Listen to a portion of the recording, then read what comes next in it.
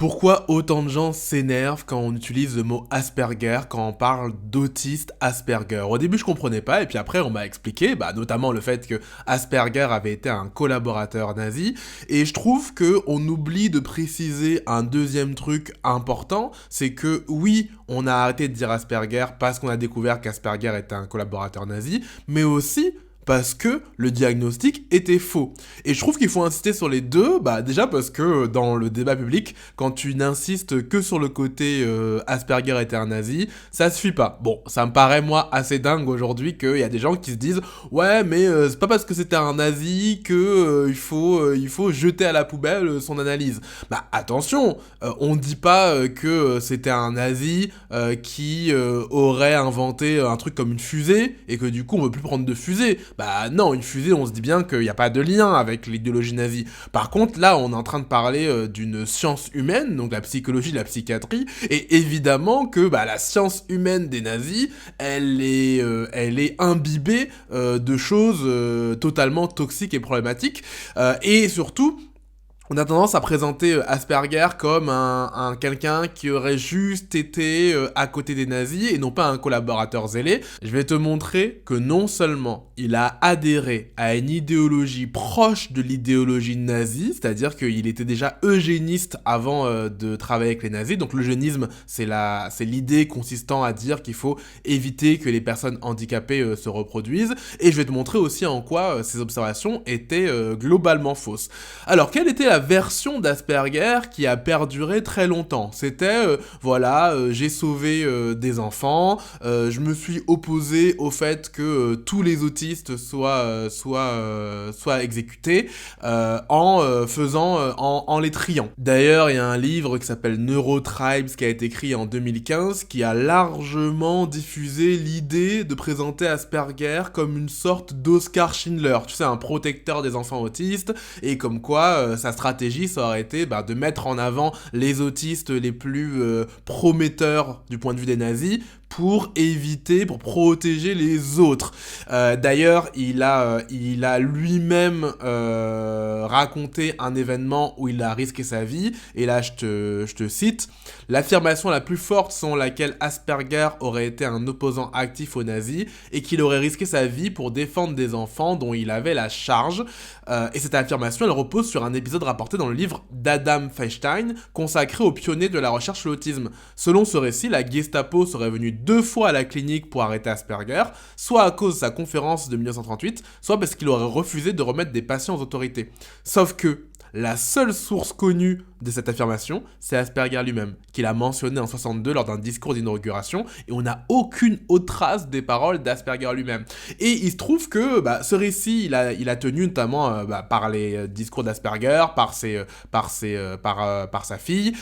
L'autre personne qui a vraiment contribué à faire la légende d'Asperger, c'est Lorna Wing, qui est une psy qui a remis au goût du jour ses travaux, notamment pour essayer de valoriser les personnes autistes, puisque dans la démarche qui est, on verra, malsaine d'Asperger, de trouver des autistes avec des talents, avec des particularités, qui est un cliché qui perdure encore aujourd'hui, ça pouvait, à une époque où l'autisme était encore plus stigmatisé, servir de contre-récit et de valorisation. Mais on reparlera de Lorna Wing. Malheureusement pour la mémoire d'Asperger, on a longtemps cru que tous ces dossiers, les preuves avaient été détruites, et en réalité, les papiers, les documents d'Asperger avaient été conservés aux archives municipales de Vienne. Et donc, on a déballé les archives au début des années 2000, et on a découvert une toute autre réalité. Et donc, dès 2005, on sait avec précision qu'en fait, Asperger, contrairement à ce qu'il nous a raconté, il était bien un collaborateur actif des nazis. Et il a fallu attendre 2018 avec Herwig Sech et Edith Schaeffer pour que ça soit diffusé au grand public, où justement ces deux ont fait un travail sur les archives, sur la vulgarisation. Et donc ce que je vais maintenant te résumer, c'est justement des extraits de l'article d'Herwig Sech de 2018.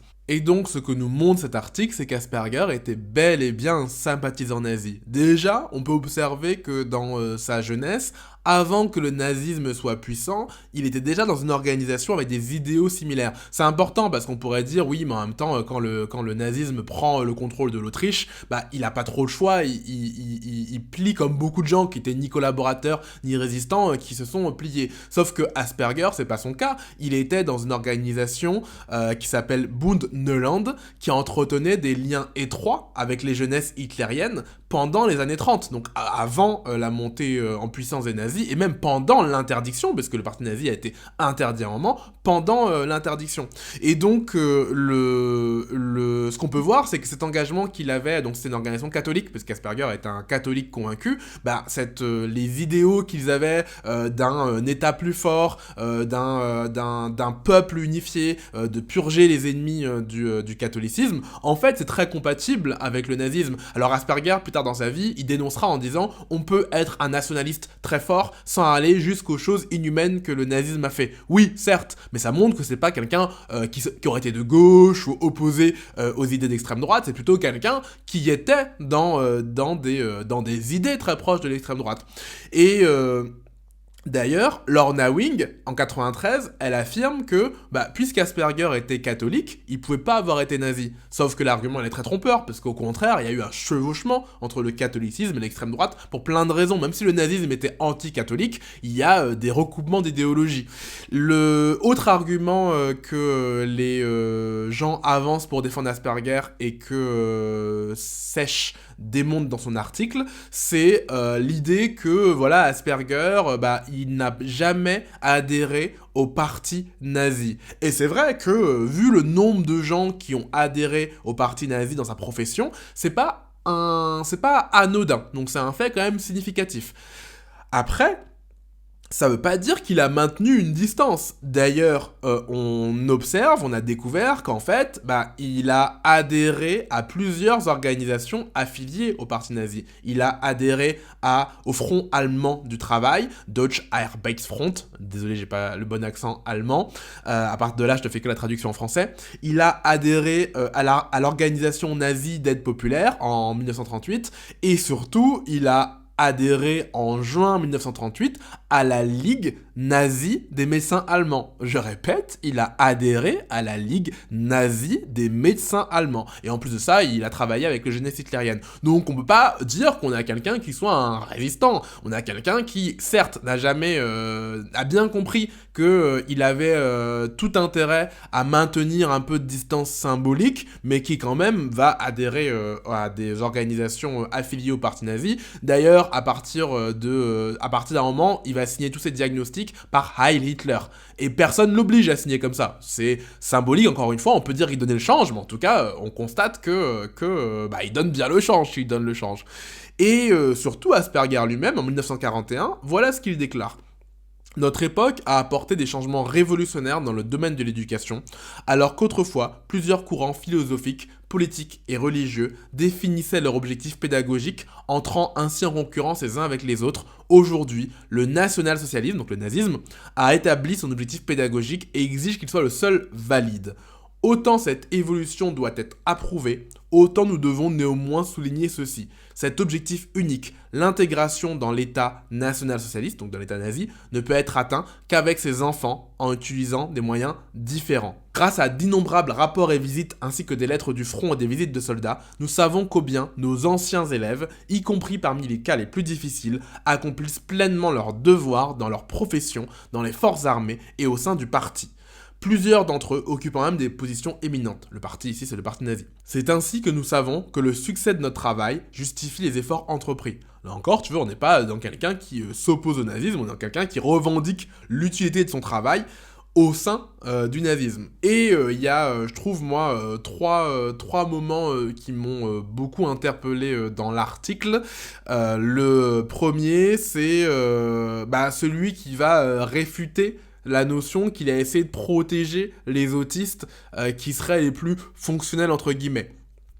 Et donc je te cite, certains auteurs soutiennent qu'Asperger aurait mis l'accent sur les enfants situés à ce qu'on appelle aujourd'hui le haut niveau de fonctionnement, interprétant cela comme une tactique destinée à protéger tous les enfants autistes des mesures d'hygiène raciale. Cet argument est problématique pour plusieurs raisons. D'abord, l'idée selon laquelle Asperger aurait cherché à protéger les enfants autistes de l'hygiène raciale nazie s'accorde difficilement avec le fait qu'il ait consacré une partie de son article de 44 à la base héréditaire de cette condition, affirmant que toute explication fondée sur des facteurs exogènes est absurde.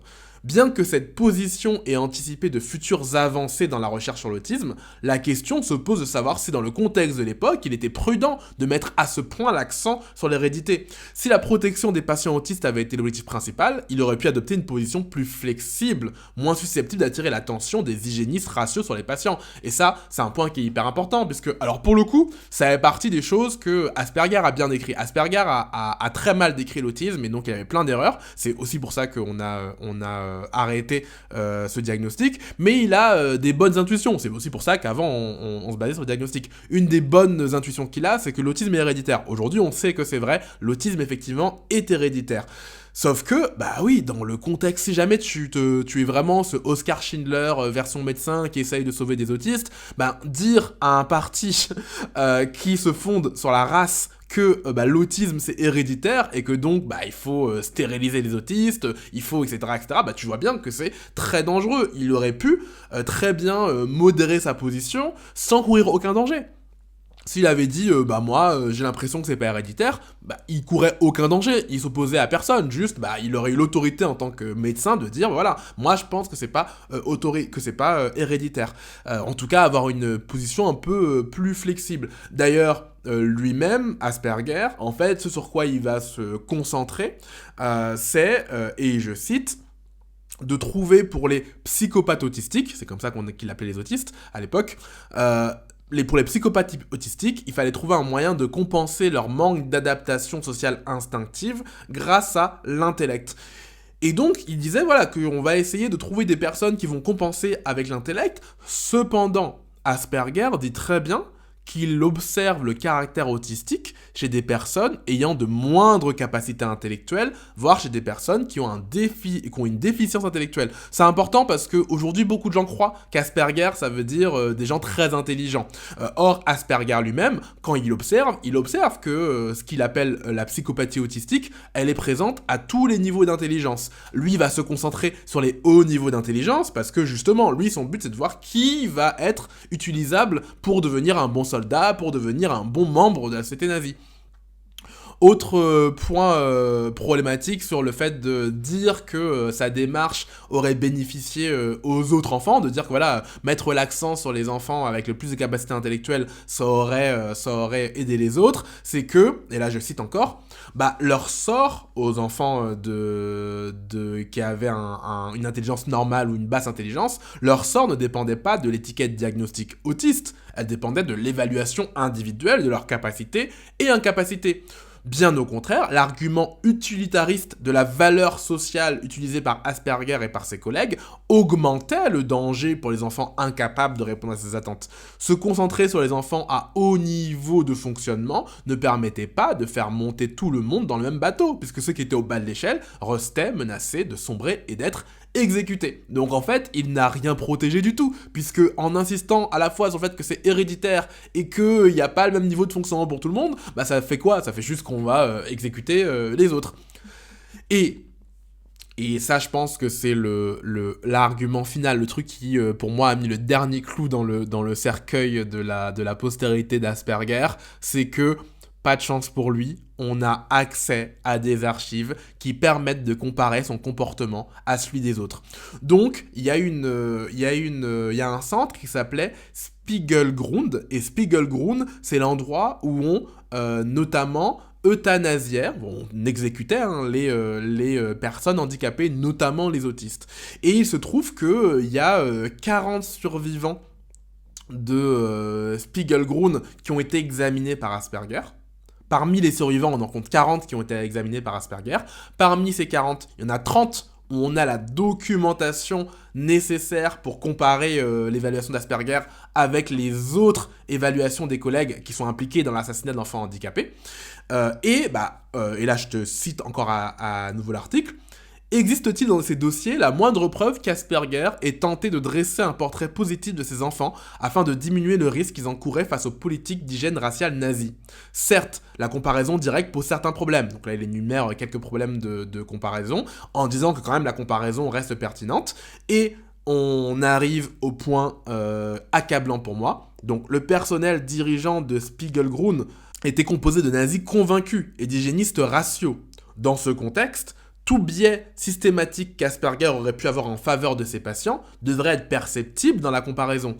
Et pourtant, sur les 30 cas, il n'existe que 2 cas dans lesquels Asperger semble juger les enfants moins sévèrement que ses homologues de Spiegelgrund.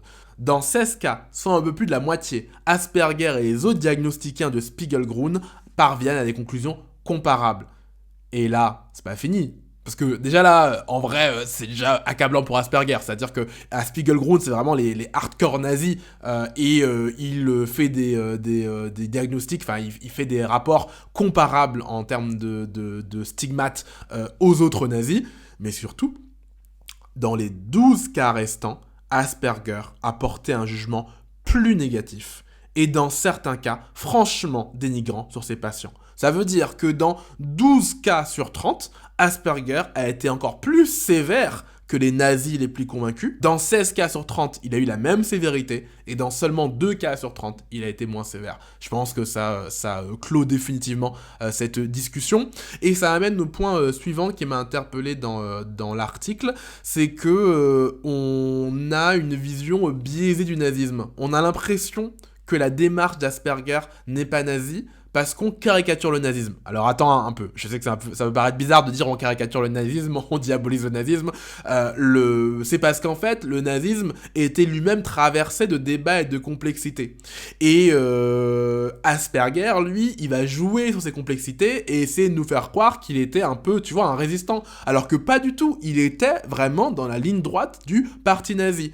Et effectivement, il n'était pas dans la partie la plus dure, la plus extrême de ce parti, mais il avait des déclarations qui étaient totalement compatibles. Je te cite à nouveau l'article. Bien que ces déclarations s'écartent du noyau dur de l'idéologie d'hygiène raciale avec sa déshumanisation des inférieurs héréditaires, rien n'indique qu'elles aient été perçues comme critiques à l'égard des politiques nazies, contrairement à ce qu'ont affirmé certains auteurs. Les idées d'Asperger sur sa mission au sein de l'État nazi, avec son insistance sur la transformation d'enfants en difficulté en membres utiles du corps national allemand, est en réalité partagé dans de nombreux milieux de l'époque.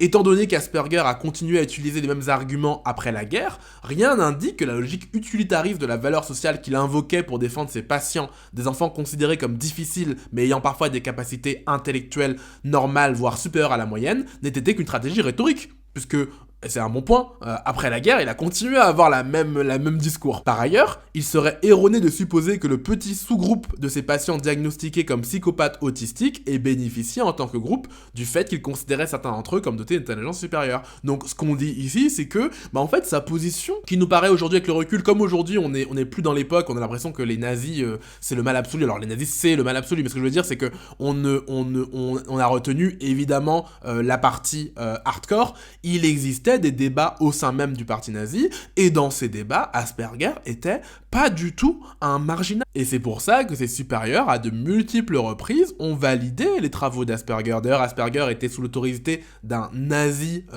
convaincu qui s'appelait Hamburger, et il a jamais rien trouvé à redire, parce que Asperger, il est en fait compatible avec l'idéologie nazie. D'ailleurs, si on prend un nazi hardcore qui est Werner Willinger, qui est le père fondateur de la psychiatrie de la jeunesse dans l'Allemagne nazie, et qui a été l'expert évaluateur pour la campagne d'extermination qui s'appelle T4, donc une campagne d'extermination des personnes handicapées, lui-même, il faisait une balance entre éducation et élimination. Lui-même, on le cite, il dit « Ce n'est que lorsque des tentatives éducatives se révèlent impossibles qu'un tri doit avoir lieu avec l'internement permanent dans une sorte de colonie de travail. » Ce qui veut dire que cette attitude, qui nous paraît contradictoire, elle s'insérait bien dans le débat au sein de l'idéologie nazie de l'époque. L'attitude complexe, parfois contradictoire envers les enfants handicapés ou présentant d'autres difficultés est soulignée par le fait que les jeunesses hitlériennes avaient des unités spéciales pour les aveugles et les sourds. De manière générale, il n'était pas contesté que la pédagogie curative d'Asperger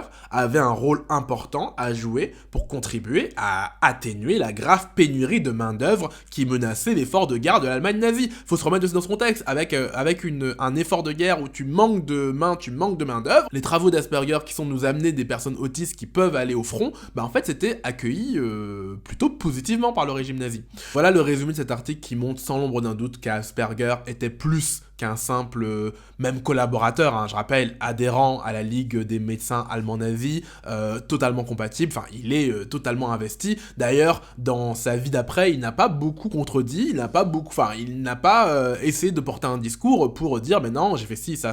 C'est les gens autour de lui, en vrai, qui ont créé cette légende. Lui-même était assez vague sur son rôle.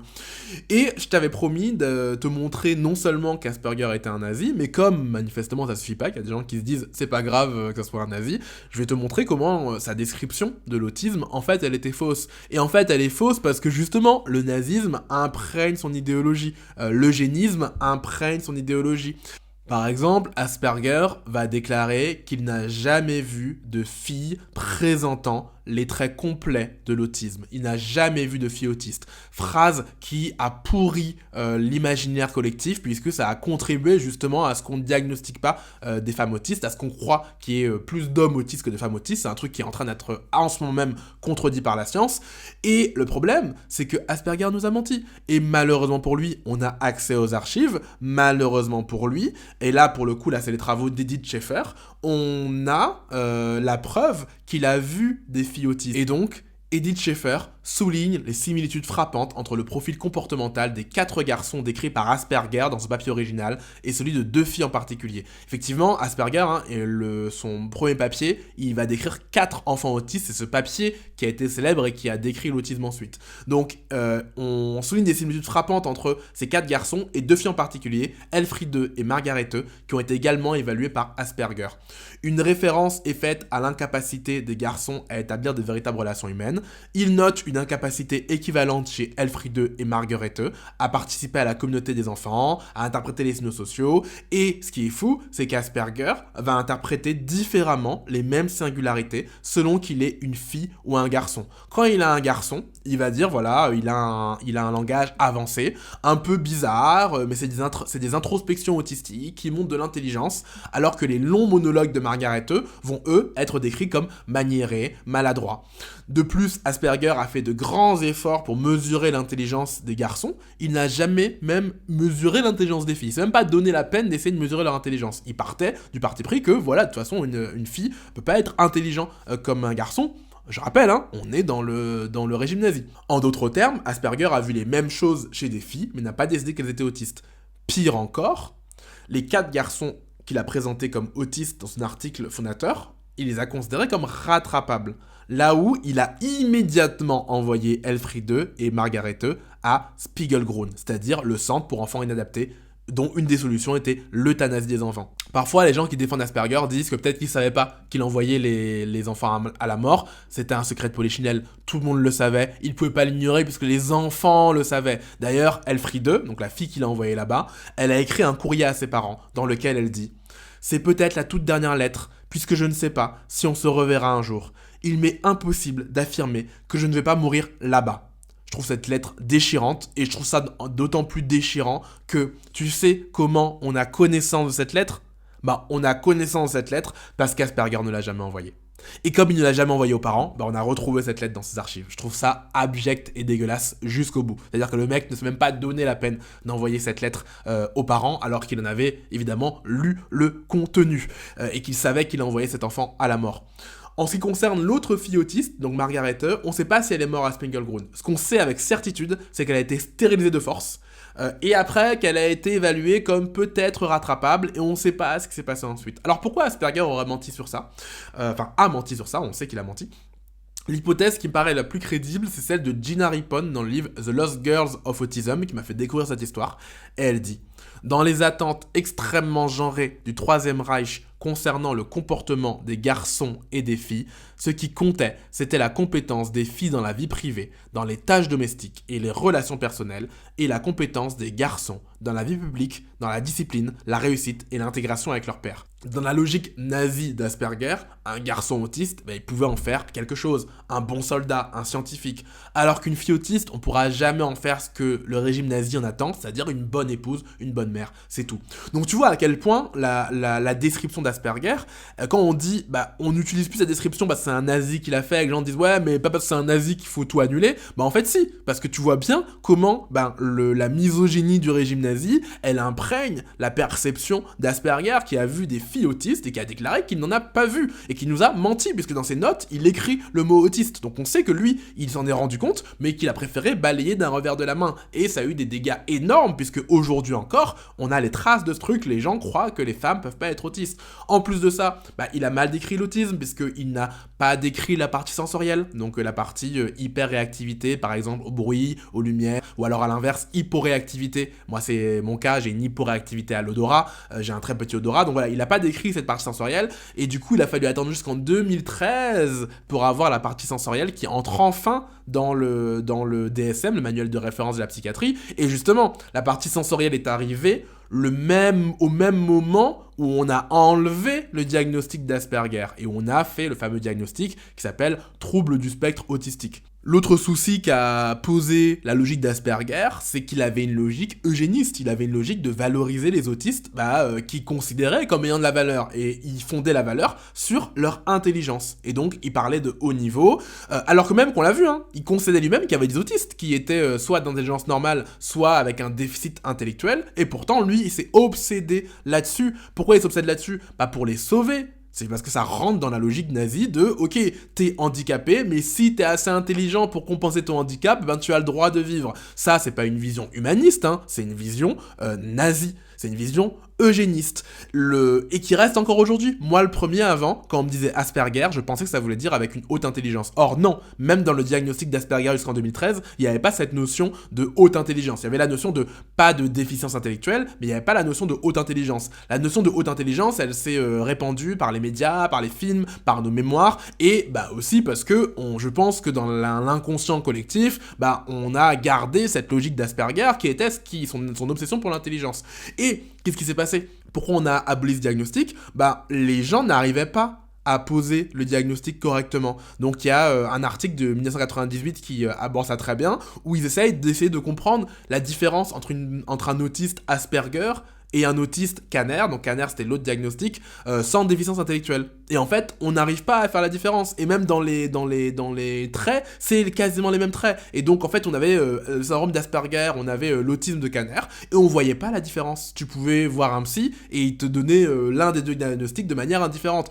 Une fois qu'on dit ça, c'est que le truc est mal défini, c'est que c'est pas vraiment des sous-catégories, c'est que c'est la même chose. Et donc on a découvert qu'en fait c'était la même chose, c'était juste que c'était mal décrit, et notamment on avait oublié la partie sensorielle.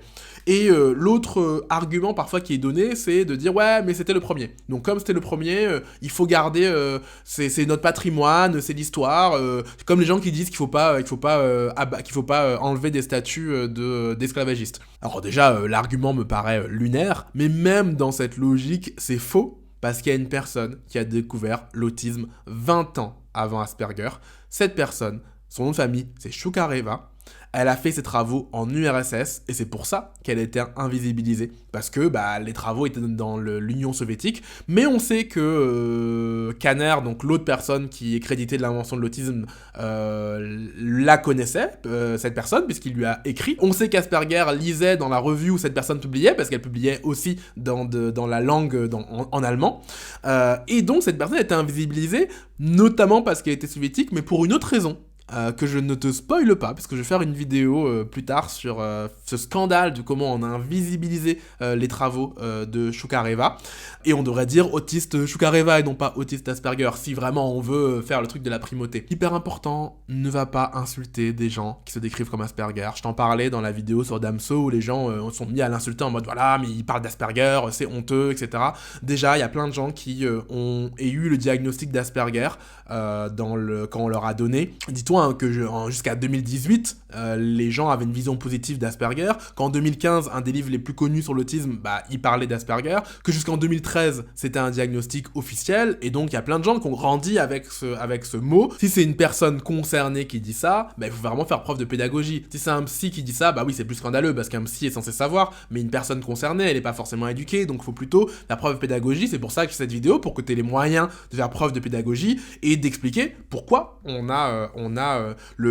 pourquoi le syndrome d'Asperger est tombé en désuétude. Et puis il y a plein d'autres raisons, notamment le fait qu'il y a eu cette distinction artificielle qui fait que à la fois, quand tu étais Asperger, il y avait un truc valorisant de moi je suis un autiste un peu supérieur versus ces autistes scanners qui étaient les autistes de bas niveau, mais du coup ça faisait que tu avais accès à moins de support. Or, les autistes ont tous et toutes besoin de support, avec des niveaux différents, hein, mais tous les autistes ont besoin de support. Et ça, c'était minimisé par le diagnostic d'Asperger, et on avait tendance à, du coup, déshumaniser les personnes qui avaient l'autre diagnostic.